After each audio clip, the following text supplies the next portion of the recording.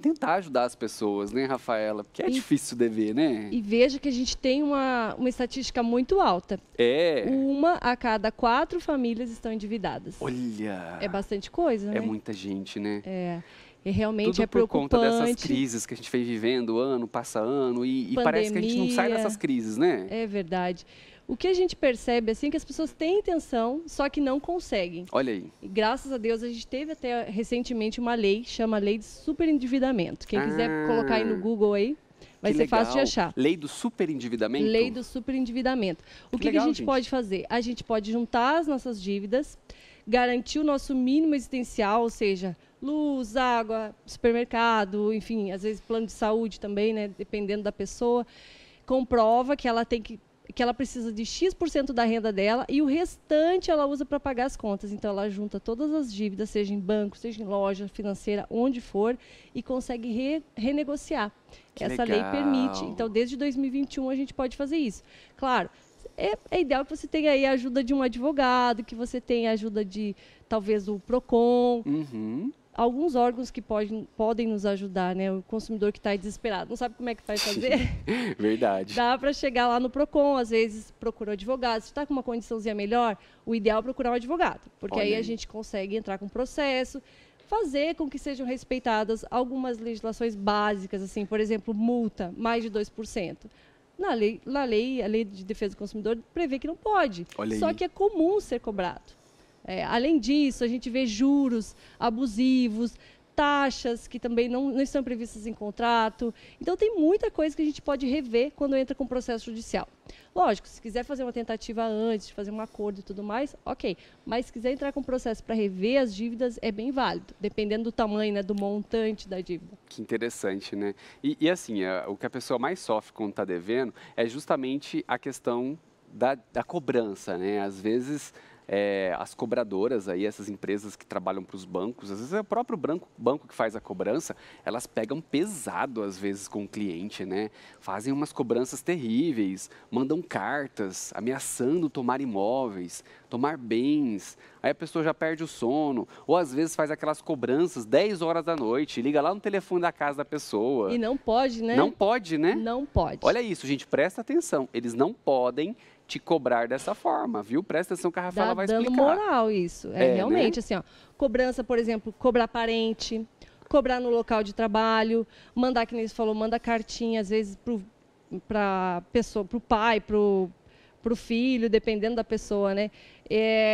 Manda recadinho na rede social, que hoje em dia a gente vê que é a coisa mais comum que acontece. Às vezes até queimar a imagem da pessoa no Facebook, lá no Instagram, não pode. E depois do horário comercial, realmente, você falou certíssimo. Não é possível você receber uma ligação depois das 6 horas da tarde, depois do horário comercial. E se você receber, você faz a prova, você coloca print, testemunha. Hoje em dia, com o celular, facilita bastante a prova. Então, você junta a prova e você entra com o processo, você tem direito à indenização. Olha só. E o número de ligações também é importante a gente falar, né? Eu tive uma Liga o dia cliente, inteiro, né? por incrível que pareça, 96 ligações num dia. Misericórdia, gente. É algo que é isso? sobre-humano, né? Então, e realmente, nesses casos, a gente tem que entrar com o processo, porque é super abusivo. Imagina, você não tem mais paz. Aham. É o dia inteiro tocando o celular. Hoje, quem tem uma dívida em atraso, não tem nem é um débito assim muito antigo, digamos. Atrasa 1, 2 dias, já começa aquele celular a incomodar? É ou não é? É horrível, horrível. Mas aí é que tá, a gente tem que cuidar, porque a gente tem que fazer nossos direitos valerem. Interessante. Por isso que é importante a gente saber, né, o que é direito nosso e o que não é. Porque às vezes o fato da gente estar devendo para o banco não dá o direito do banco de ser invasivo, né? Ligar depois das 6, ligar 96 vezes, igual você falou. Gente, que absurdo isso. Se você estiver sofrendo com isso, inclusive, manda uma mensagem lá para a gente no YouTube, que eu falo aqui, inclusive, do seu caso também, tá? E assim, Rafaela, o que a gente pode esperar de um contrato, por exemplo? Porque os contratos, quando a gente vai pegar algum serviço do banco, né, um financiamento, o cartão de crédito, né, quando você assina pedindo um cartão de crédito, Pior. é um contrato muito É o pior complexo, né? O cartão é o pior que tem, né, de juro, né? A gente precisa ter as informações bem claras. Essa lei que eu falei para você do superendividamento, ela também prevê isso, que as informações estejam claras. Então, assim, fonte, por exemplo, tamanho da letra. É muito comum as letrinhas pequenas, a gente não consegue enxergar. É verdade. O tamanho da letra tem que ser 12, isso é lei.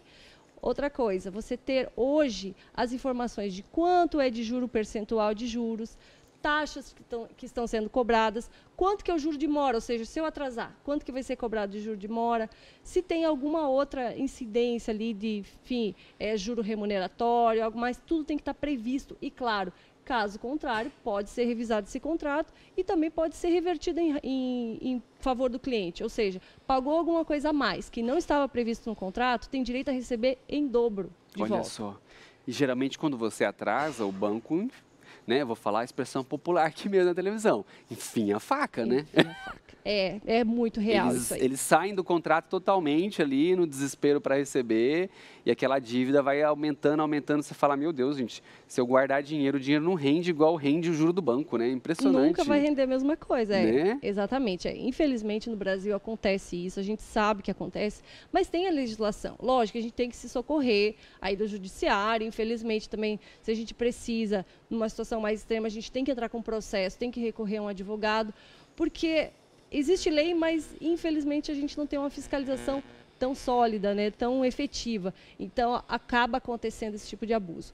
Então, realmente, assim, em relação a juros, por exemplo, juros de mora, a gente teria que ter aí um controle maior, inclusive porque o Banco Central informa quais as taxas médias do mercado. E quando a gente entra com a ação, a gente pede que o banco respeite a taxa média. Ou seja, 2% a 5% ao mês. Só que a gente vê comumente aí 10%, 15% ao mês de juros. Então, é bem diferente, bem discrepante, né? Nossa. De taxa média. E, lógico, o juiz vai decidir se vai adequar esse valor, se vai reduzir esses juros ou não. E outras inúmeras taxas, enfim, coisas que vão agregando e o saldo vai ficando impagável, né? Que interessante, né, gente?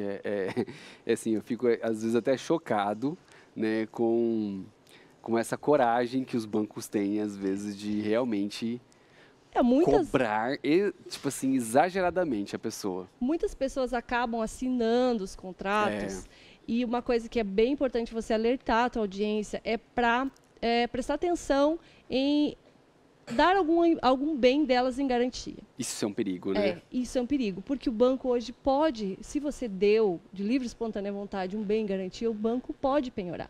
Agora, quando você não deu nada em garantia, né, você foi lá, fez um empréstimo, um financiamento, seja lá o que for. Porque financiamento, você vai acabar dando o bem que você financiou, mas ainda não é teu. Mas digamos que você faça um empréstimo e dê um imóvel em garantia, e for o único imóvel. Por incrível que pareça, o banco vai poder tirar esse imóvel de você, mesmo sendo o único, porque você deu em garantia.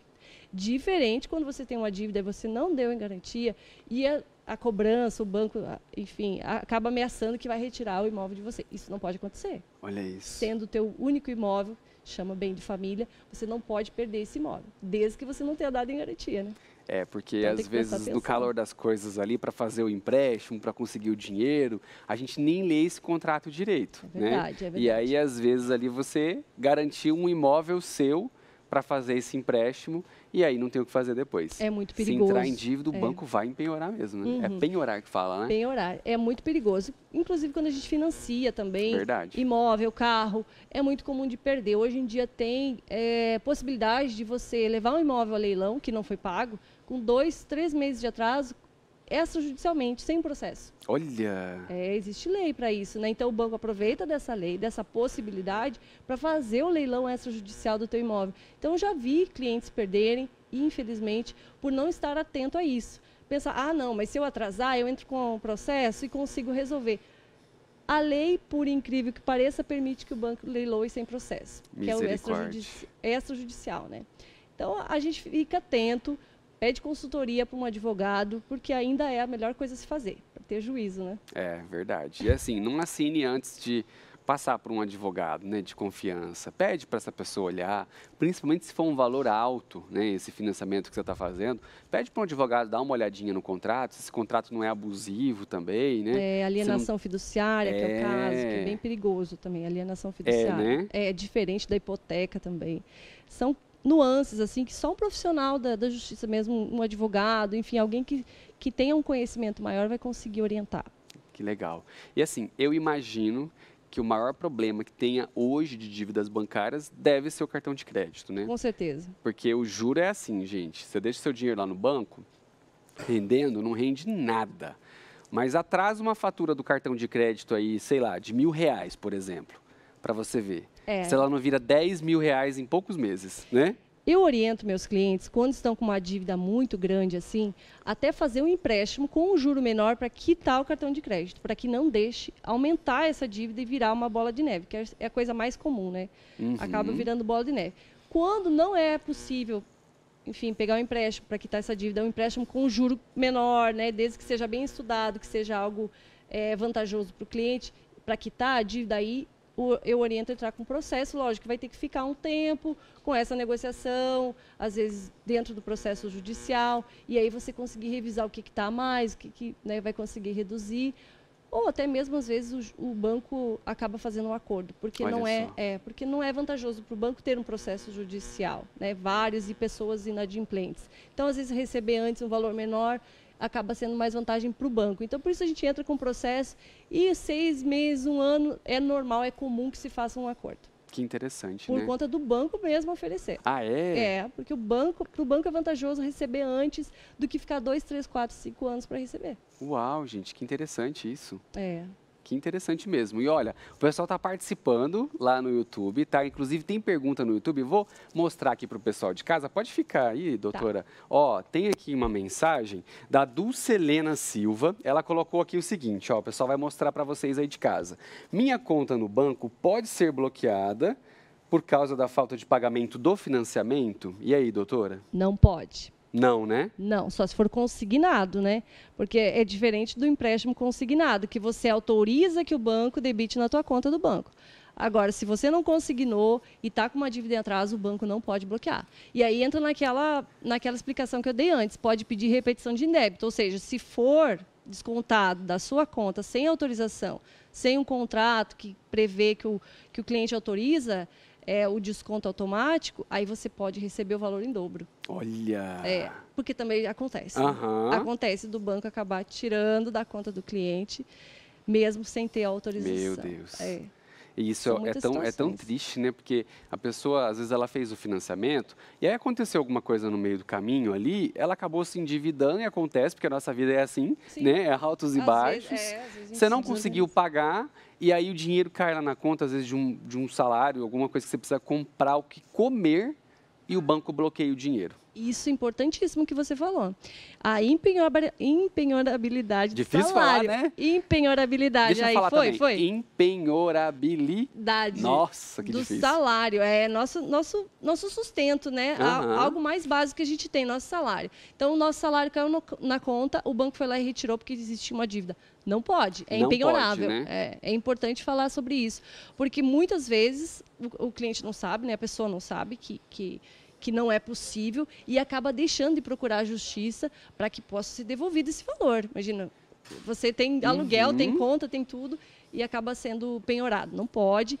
O salário, o bem único, então, são vários direitos que a gente tem, que a gente precisa observar, porque senão a gente acaba deixando passar, né? Que interessante, né? E assim, gente, você tem o direito de escolher qual conta você vai pagar, né? O banco bloqueia porque eles se acham donos da sua conta e donos da sua vida. Mas aí você tem que recorrer a um advogado e buscar ajuda, porque é você que vai escolher se você vai pagar o banco agora ou se você vai pagar depois. Se você tiver outras prioridades, né? Comida, aluguel, né? Mercado, essas coisas. O nosso salário é sagrado. E tem a questão também do percentual que você pode descontar no teu salário. Porque mesmo que você autorize um consignado, ou seja, que você fez um empréstimo que vai ser descontado diretamente na tua folha salarial, né? Você tem um percentual de 30% de máximo que você pode comprometer da dívida. Então, se passar isso, também não pode. Olha isso, gente. Né? Esse desconto é direto em folha, R$500. Poxa, mas você ganha R$1.000? Já está...